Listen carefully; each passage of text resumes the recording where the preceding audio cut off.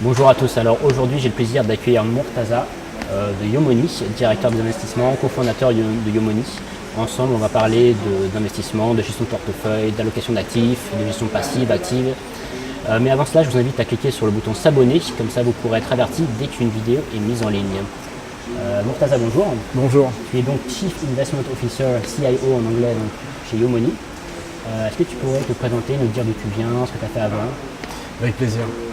Alors, moi j'ai créé Yomoni en 2015 et auparavant j'avais passé à peu près une vingtaine d'années sur les marchés financiers. J'ai commencé à travailler vers 94-95 dans une banque américaine sur les marchés financiers, ensuite dans une banque française entre les États-Unis et la France. Puis ensuite je suis rentré en France et puis ensuite j'ai travaillé pendant une bonne dizaine d'années en Suisse. En gros, ma carrière, c'est essentiellement d'avoir commencé comme économiste, macroéconomiste, stratégiste, sur les activités de taux, sur les activités de change et également sur les activités d'action, marché action. J'ai été également gérant action dans un hedge fund. Et puis dernièrement, avant de créer Yomoni, j'étais responsable de la stratégie d'investissement pour l'ensemble du private banking de Société Générale. Ça veut dire piloter un comité d'investissement, piloter des allocations d'actifs, mais également définir un scénario macroéconomique sur lequel on va décliner des allocations, en tout cas des biais tactiques. Aujourd'hui, c'est un petit peu mon rôle chez Yomoni, c'est de définir à quoi doit ressembler le meilleur portefeuille pour tel niveau de risque, quelles sont nos perspectives à moyen et long terme, et essayer d'adapter nos portefeuilles en termes d'allocation d'actifs. Okay, donc on va y revenir. Donc une expérience large, on a pas mal de classes d'actifs sur pas mal d'années, pas mal de secteurs géographiques aussi. Alors du coup, Yomoni, c'est quoi? Si tu peux nous en parler un peu plus, à qui s'adresse l'offre, qu'est-ce que vous faites exactement? Alors Yomoni, c'est défini souvent par un jargon anglo-saxon qui est le robo-advisor. En pratique, pour nous, on va dire pour l'épargnant français, Yomoni, c'est avant tout une société de gestion qui propose un mandat de gestion pour ses clients. On est également courtier en assurance, ce qui nous permet aussi de distribuer de l'assurance vie et d'héberger ce mandat de gestion, ce compte en action, ce compte en actifs diversifiés dans une assurance vie. Il faut bien se souvenir de la préférence des Français pour l'assurance vie et des avantages fiscaux que ça apporte. Et donc on fait tout ça dans une assurance vie, mais également dans un compte titre qui reprend un petit peu ses lettres de noblesse. En général, le compte titre est bien connu des traders. Et puis le PEA, qui est le véhicule parfait pour des portefeuilles purement actions, mais là évidemment dédié à des portefeuilles plus risqués. D'accord, donc ça c'est les enveloppes fiscales, donc PEA, assurance vie, compte titre. Voilà. Juste un détail par rapport aux clients, justement, par rapport au fait de pouvoir accéder à ces supports-là, ces enveloppes fiscales. Il faut être français, il faut être, si on est à l'étranger, comment ça se passe? Si on est étranger en France, comment ça se passe? Alors ça devient un petit peu compliqué. Je donnerai tous les détails sur le site, mais la grande ligne, c'est pour tous les résidents français, qu'ils soient français ou non, toute notre offre est disponible. Et pour les Français à l'étranger, l'essentiel de notre offre est disponible. Voilà.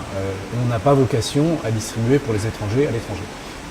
Par contre, un Français qui va partir peut souscrire à une assurance vie qui souscrira en France et qui sera utile pour toute son expatriation par exemple. Je voulais revenir également sur ce que tu disais à propos de l'enveloppe fiscale. C'est vrai que nous, notre vocation n'est pas à gérer des enveloppes fiscales, mais effectivement, notre offre vraiment s'adresse à un épargnant français qui veut déléguer son épargne et qui veut avoir un projet de long terme et qui va accumuler cette épargne financière. D'accord. Alors du coup, par rapport à ça, le fonctionnement et ces différents projets, ces différents profils, comment vous fonctionnez concrètement? Alors concrètement, on a une croyance très forte, c'est que la performance, l'appréciation du capital se fait dans le temps. Elle ne se fait pas par une prise de risque ou par un trading actif et peut-être en contradiction peut-être avec ce que tu promeux dans d'autres canaux, mais l'idée c'est vraiment une épargne patrimoniale qui s'accumule dans le temps et qui va transformer le temps en performance. Donc pour ça, il faut que l'épargnant ait un bon accompagnement sur ce qu'il est capable de tolérer en variation de la valeur de son portefeuille, donc on va dire ses risques, mais également qu'il ait une bonne appréciation du temps qu'il a devant lui. On sous-estime souvent le temps qu'on a devant soi. Finalement, même à 40 ans, moi qui en ai 44, j'ai encore un horizon de temps de 25 ans en fait. Ce qui paraît quand même assez long en termes pour une classe d'actifs, ça permet de s'exposer quasiment à tout. Alors qu'on aurait toujours tendance à penser qu'on a besoin d'argent dans les 3 à 5 ans. Donc cette compréhension du temps, c'est essentiel. Ensuite, il y a l'évaluation du risque. Donc en pratique, c'est la modélisation d'un niveau de risque pour un client. Et ensuite, le projet temporel plus l'évaluation du risque nous donne un projet d'investissement qu'on va traduire en une allocation d'actifs. Et là, c'est très important, en fonds indiciels et en ETF. On revient sur une marque de fabrique de la société de gestion qui est de privilégier l'indiciel, de ne pas faire de choix de valeur. Et on va faire cette allocation et on va essayer de la maîtriser dans le temps et entre autres, à court terme, de gérer les risques qui sont liés à cette allocation. Donc là, deux thèmes importants dont tu as parlé, l'allocation d'actifs et la gestion indicielle. Par rapport à l'allocation d'actifs, est-ce que tu peux nous en dire plus sur justement les classes d'actifs sur lesquelles vous placez l'argent, actions, obligations, etc. Quelles sont les différentes classes d'actifs où vous êtes actif? D'accord, alors déjà, on va faire court sur pourquoi les classes d'actifs et pourquoi l'allocation d'actifs. C'est revenir sur des choses qui ont été assez largement labourées, qui est en fait que la performance à long terme est déterminée par les classes d'actifs ex ante et pas tellement par les choix qu'on fera d'une valeur ou d'une autre. À la fin, c'est globalement la classe d'actifs que tu auras choisie. Quand tu accumules sur 20, 30, 40, 50 ans, la dispersion des classes d'actifs est énorme en fait, et irrattrapable par rapport à la sélection d'un titre ou l'autre. Donc c'est vraiment là-dessus qu'on se focalise. Et ensuite sur la deuxième partie qui est quelle classe d'actifs. Pour nous, c'est la dimension de la diversification. Il y a forcément des classes d'actifs qui en moyenne performent mieux que les autres, on va dire en moyenne souvent historique, par exemple les actions, mais sur des périodes de dimension, on va dire de 2 à 5 ans, 2 à 7 ans, on peut avoir un bear market, marché baissier structurel et des sous-performances durables. Donc ce qui est important, c'est toujours de diversifier avec des actifs qui vont permettre, de la performance, mais surtout d'amortir le portefeuille. Et donc pour ça, on est très agnostique en fait sur les classes d'actifs, du moment qu'il y ait une relation fondamentale, c'est-à-dire qu'on arrive à valoriser la classe d'actifs dans un contexte rationnel, c'est-à-dire que si aujourd'hui ne permet pas de le faire sur les cryptocurrencies. Mais l'idée, c'est de se dire, finalement, on a des gradations de classes d'actifs, des obligations d'entreprise spéculatives, des obligations d'entreprise de qualité, des obligations d'État, les matières premières qu'on maîtrise assez bien, et on va les inclure en fonction de leur potentiel de diversification et leur potentiel de valorisation fondamentale. Et donc aujourd'hui, on utilise toutes ces classes d'actifs-là, plus ce qu'on a défini un peu comme une classe d'actifs différente, ce qui est toute l'exposition émergente, qu'elle soit action, devise ou obligataire, qui s'insère dans cet univers-là. D'accord. Déjà, la classe un peu émergente est un peu plus précise, disons, que les actions globales, etc. Est-ce qu'au niveau plus précis, justement, vous allez jusqu'à faire, par exemple, du thématique, du sectoriel, plus biotech, plus finance, ou vous ne faites pas ce genre de choses? Alors, on se refuse à faire du thématique, dans le sens du thématique, de prédire que demain, le monde sera tel que ce secteur-là, où on va dire le thème du vieillissement, ou le thème de la santé, ou le thème des énergies alternatives est intéressant. En général, par expérience, pour l'avoir beaucoup vu, c'est plutôt quelque chose qui est très vendeur, mais dont la performance est assez aléatoire. On se souviendra que du thème qui a marché. Et surtout, c'est pas fondamentalement vers quoi on veut orienter notre client. C'est-à-dire que nous, on veut orienter nos clients sur une discipline d'épargne, une discipline et une compréhension des marchés, de la puissance de la diversification. Et on ne veut pas emmener les épargnants sur notre capacité prédictive à dire le monde sera comme ça dans 10 ans. Je pense qu'il y a d'autres gens qui le font et qui le font très bien.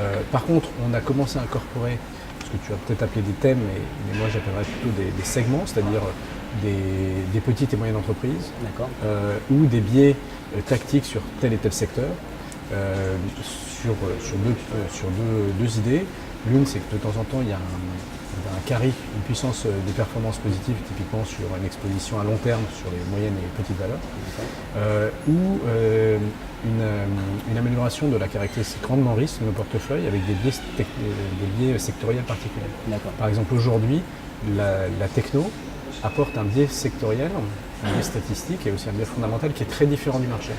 C'est-à-dire que le marché aujourd'hui est en train de repricer le paradigme d'un monopole digital qui serait un secteur qu'on connaît bien, on connaît bien les acteurs qui domineraient avec des marges très élevées parce qu'elles ont un monopole. C'est complètement indépendant du pricing du marché global sur les IPS en Europe par exemple qui s'apprécient. Et donc c'est deux choses différentes et c'est intéressant d'avoir ce biais sectoriel-là pour en fait renforcer la disparité de notre portefeuille. On ne peut pas considérer que la performance des États-Unis soit une performance homogène. Elle est très très hétérogène et c'est très important de comprendre qu'il y a des composantes différentes. Il y a les GAFA d'un côté qui portent tout.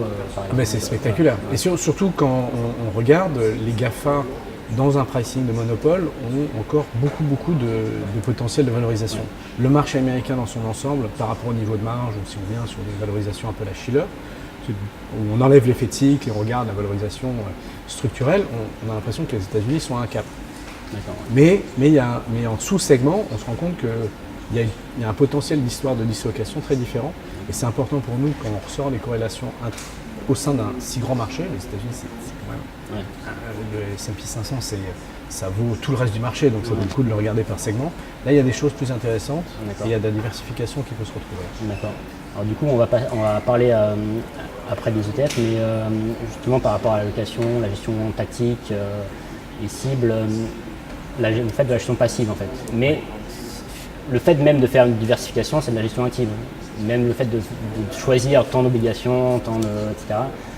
Et à l'intérieur de ça, sélectionner un peu les petites et moyennes, ça aussi c'est de la gestion active en fait.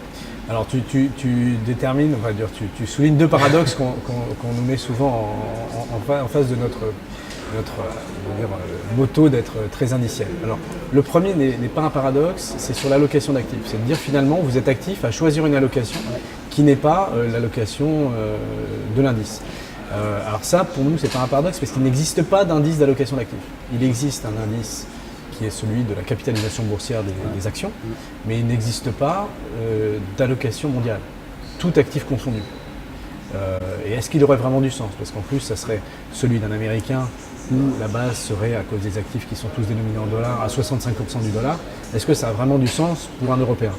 Moi, je ne le pense pas. Et donc, en plus, quand on fait de l'allocation d'actifs basée sur les masses, imaginons qu'on ramène toutes les obligations et qu'on dise finalement, ça, c'est le portefeuille de marché, tu es en train de pondérer ton exposition à obligations sur les pays les plus endettés. C'est toujours un petit peu compliqué de te dire qu'en fait, ça, c'est la meilleure allocation. Typiquement en Europe, tu aurais eu, avant la crise souveraine, une exposition sur les périphériques qui aurait été très très très élevée et qui, je doute qu'elle représente ta vue ex-ante de quels sont les meilleurs pays en termes de rendement risque sur leur dette. Donc ça c'est, pour nous, il n'existe pas de benchmark passif sur l'allocation d'actifs, à l'exception d'être 100% cash. Ça, c'est la passivité. Ouais. Et donc là, on revendique le fait d'avoir une allocation active, parce qu'il faut se souvenir que ce soit pour les épargnants français, mais on va dire les épargnants en général, surtout s'ils sont jeunes, l'allocation de prédilection, c'est 100% cash. Donc là-dessus, on s'oppose à cette allocation 100% passive.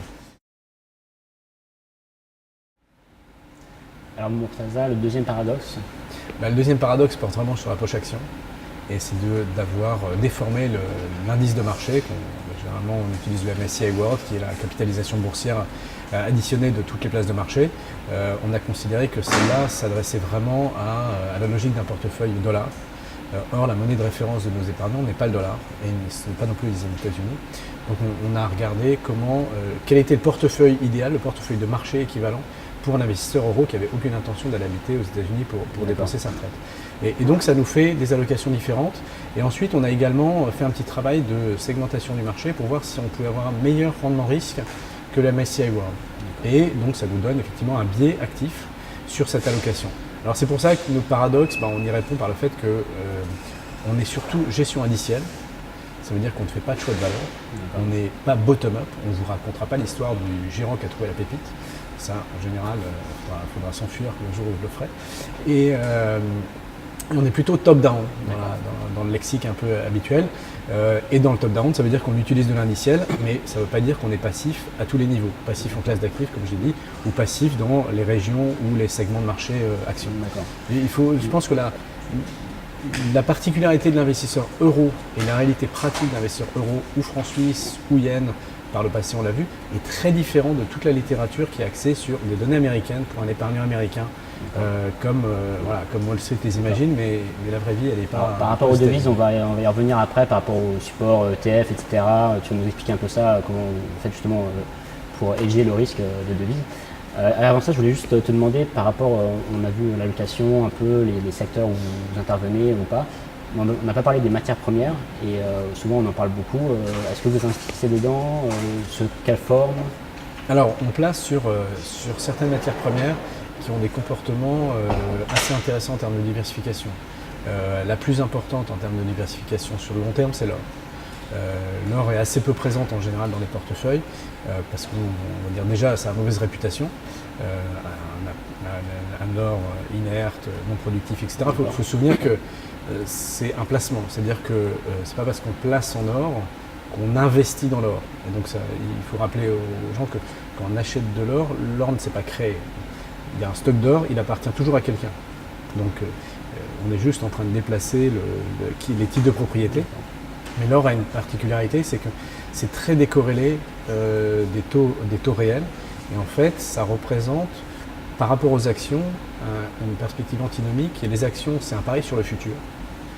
En bref, l'avenir sera mieux qu'aujourd'hui. L'or, c'est un pari inverse. C'est qu'hier était mieux qu'aujourd'hui et que demain sera pire qu'aujourd'hui. Et donc, l'or est un actif de conservation de la valeur. Tu vas considérer que ce que tu as aujourd'hui, tu préfères le préserver. Alors que les actions, c'est une promesse sur des profits futurs. Tu sais bien que tu n'as rien quand tu as une action, tu as juste les profits, ou en tout cas un droit de propriété sur ce qui va se passer en futur. Et donc, de cette nature fondamentale, c'est très intéressant d'avoir de l'or pour diversifier. Pour un portefeuille pure action, tu es parti sur un pari sur le futur, tu n'as absolument pas besoin d'or. Mais on regarde que sur les périodes longues, l'or va avoir tendance à réagir très fortement à l'inverse de cette corrélation. La deuxième, c'est le pétrole. Alors, en général, elle est plus suivie par les traders. Et c'est pas parce que le pétrole a un intérêt, fondamental, de long terme, c'est parce que le pétrole, en général, a un intérêt fondamental de court terme. C'est-à-dire que c'est le pétrole qui va être la variable économique, mais également un actif financier qui va répondre le mieux au cycle mondial. Une fois que le cycle mondial se synchronise, tu vas avoir des pressions sur les prix. Globalement, toutes les industries manufacturières vont se mettre en activité, un petit peu comme ce qui se passe depuis 3 mois. Il y a la Chine qui est revenue, le Japon qui était déjà revenu, l'Europe qui est déjà dans sa cour de reprise, et les États-Unis qui flirtent avec les plus hauts. Et ben là, tu as des tensions sur le prix de l'énergie. Et le pétrole, comme c'est un des seuls marchés énergétiques vraiment mondial, contrairement au gaz naturel, tu as vraiment une réponse d'un marché financier à un cycle. Et donc ça nous permet d'être positionné dans le cycle, ce qui est assez important pour la gestion tactique. Par rapport à ça, justement, et la gestion tactique et les cycles et la vision macro, quels indicateurs vous regardez chez YouMoney pour justement voir qu'est-ce qui se passe dans le monde en ce moment, pour avoir une sorte de vision sur les mois qui viennent, les années qui viennent. En trading, et si j'ai une vision moi top-down par exemple, je vais plutôt regarder des indicateurs américains que sont l'ISM manufacturier, l'indicateur de confiance de Michigan, les building permits aussi, donc permis de construire immobilier. Chez YouMoney, comment vous faites? Déjà, on fait un peu comme toi, on va déjà se focaliser sur le cœur des marchés, qui là, lui, se situe aux États-Unis pour les investisseurs. Et pour toutes les tendances, on va regarder fortement les indicateurs américains. On retrouve l'ISM, que moi j'aime beaucoup, l'ISM qui n'est pas révisé, qui arrive bien en avance sur la batterie d'indicateurs d'activité. Donc peut-être qu'il n'est pas leading, mais en tout cas c'est celui qui va être le plus proche de la réalité actuelle. Ensuite tu peux le transformer un petit peu et tu peux trouver quelques potentiels d'avance, par exemple le carnet de commandes, les new orders. Et entre autres, un ratio une différence qui est intéressante, c'est le ratio new orders par rapport à l'indicateur de production. Et en fait, ça va te donner quelle est la tendance vraiment de ce qui reste dans l'ISM par rapport à ce qui est déjà en commande et ce qui a déjà été produit. Là, tu peux trouver des indicateurs assez intéressants.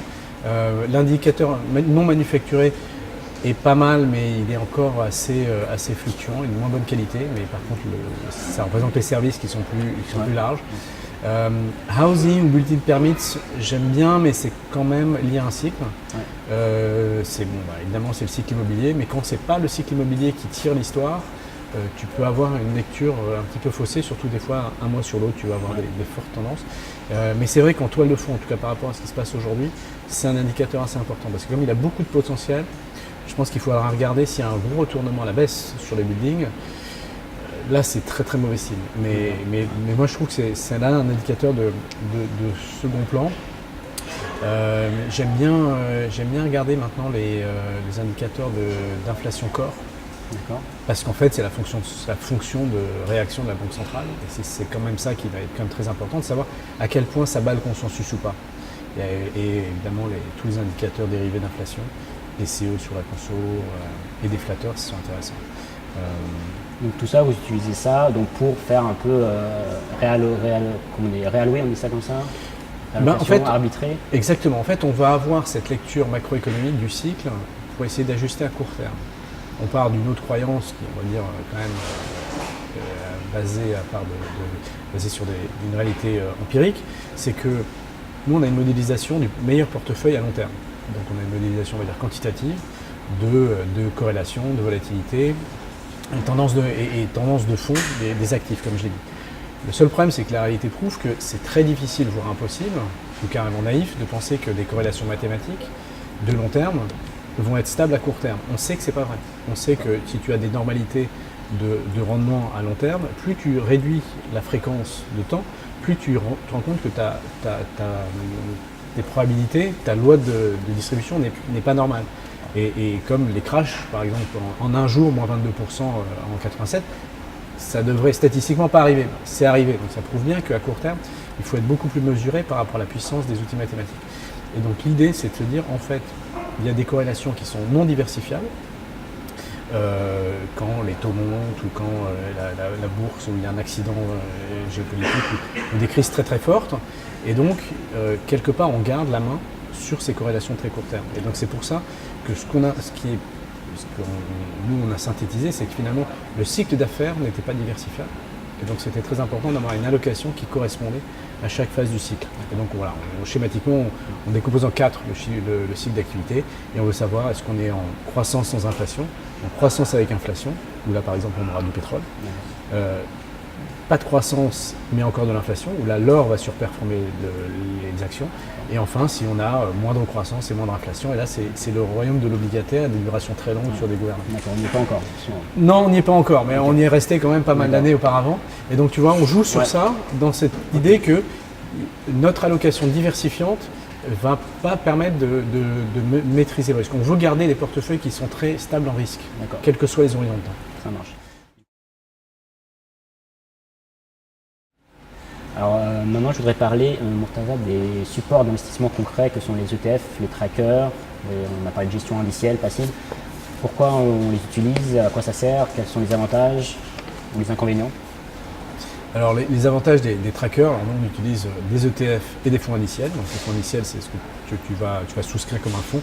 Les trackers sont des fonds que tu peux également échanger pendant la journée ou à la clôture, directement comme un ordre de bourse. Ça, je pense que tes auditeurs le connaissent. En fait, pour nous, c'est le meilleur moyen de faire de la gestion indicielle, d'avoir accès à tous les marchés, avec toutes les valeurs, avec la diversification la plus forte possible et le plus simplement du monde, sachant qu'en plus, ces produits-là, alors qu'ils sont supérieurs à une sélection restreinte d'actions, sont moins chers que les fonds traditionnels. Donc ils sont bien moins chers, parce qu'en général, on parle de 5 points de base jusqu'à 30-40 points de base. Pour les fonds équivalents en actions, on parle de 2% à 3,5%. Donc on est de l'ordre de 50 fois plus. Enfin, non, plutôt 5 à 20 fois plus. Pourquoi on les utilise? Parce que 1, ça nous offre donc l'accès au marché direct. 2, ça nous donne de la diversification. 3, les coûts sont moindres. Et surtout, l'efficacité, c'est assez facile finalement de choisir les bons ETF. C'est beaucoup plus facile que de choisir le bon fonds, du bon gérant qui va performer sur cette période-là et qui va avoir une performance différente. Du coup, qu'est-ce qu'un bon ETF? Alors, comment vous les sélectionnez? Un bon ETF. Vous avez l'or, l'un ou l'autre?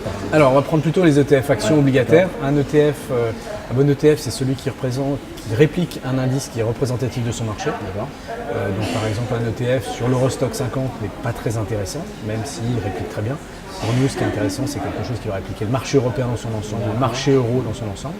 Donc, typiquement, un ETF qui va répliquer le MSCI Europe, où là, il y a plus de 300 valeurs. C'est un ETF exhaustif. Ensuite, c'est un ETF sur lequel on va avoir une qualité de réplication, c'est-à-dire qu'il fait le boulot correctement. Et évidemment, les frais sont à prendre en compte, puisque les frais, en général, sont tirés de la performance. Mais sur le moyen long terme, tu peux comparer des ETF à frais différents, mais sur la qualité de réplication. Et puis ensuite, c'est la disponibilité sur l'exécution, c'est la qualité de l'exécution. Alors ça, c'est vraiment quelque chose qui peut être aussi considéré comme un inconvénient de l'ETF et peut-être un avantage des fonds indiciels. C'est que tu es quand même dépendant de la liquidité du marché à ce moment-là. On n'a pas encore sur l'Europe une liquidité équivalente à celle des marchés ETF, des marchés américains. La profondeur du marché, l'accès au marché les bidasques, pour parler précisément, sont quand même beaucoup plus élevés en Europe et sur Euronext. Et sur des produits comme les ETF PEA par exemple, que les Français connaissent bien, par rapport à ce qu'on connaît un petit peu de la littérature anglo-saxonne, de dire que les ETF c'est quasiment un free lunch sur le marché. C'est quelque chose qui est regardé très très précisément, et après il y a des maisons qui sont meilleures que d'autres, alors on ne va pas en citer, mais après c'est intéressant de discuter régulièrement avec ces grandes maisons. Alors, est-ce que c'est un avantage, un inconvénient, je ne sais pas, mais il y a quand même moins de sociétés qui font des ETF que des sociétés qui font des fonds. Ce qui fait que c'est assez facile d'avoir accès dans une discussion en 1 ou 2 mois. Je peux faire le tour de tous les grands fournisseurs et j'aurai sondé 90% du marché. Oui, en gros, on peut les citer. Hein. Je veux dire, en France, il y a Lyxor, Amundi. En distribution, il y a BlackRock, il y a également BNP, sur lequel on fait beaucoup de fonds indiciels. Il y a des boutiques comme Ociam, il y a des étrangers qui font des thématiques qu'on utilise pour les matières premières comme Deutsche Bank. Il y a aussi une grande gamme UBS, mais qui est plutôt présente sur les marchés allemands. Et il y a les ETF C-Street, tous les Spiders, qui sont aussi dominants aux États-Unis, moins présents en Europe.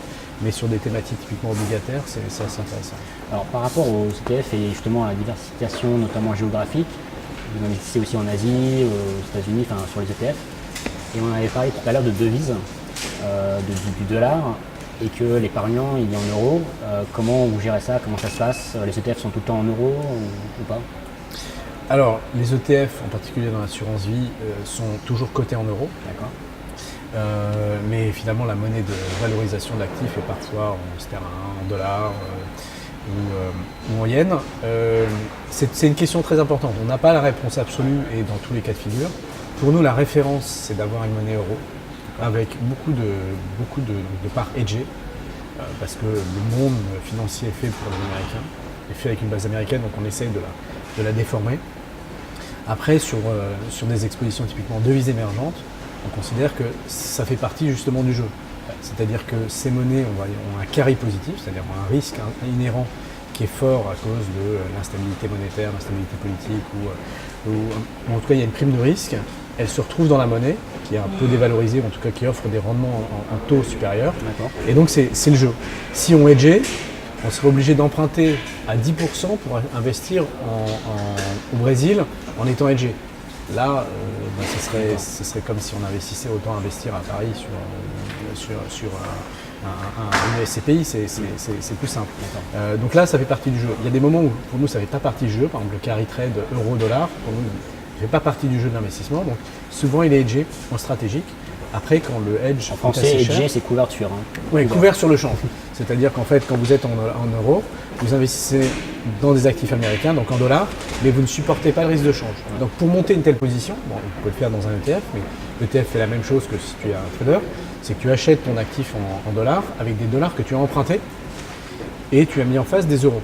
Donc tu vas payer, et donc tes euros te rapportent un peu de taux d'intérêt, sauf que les taux sont négatifs, et les dollars te coûtent un peu de taux d'intérêt parce que les taux sont positifs. Donc en fait, tu as une stratégie de hedging qui est un portage négatif, et donc il peut te coûter assez cher.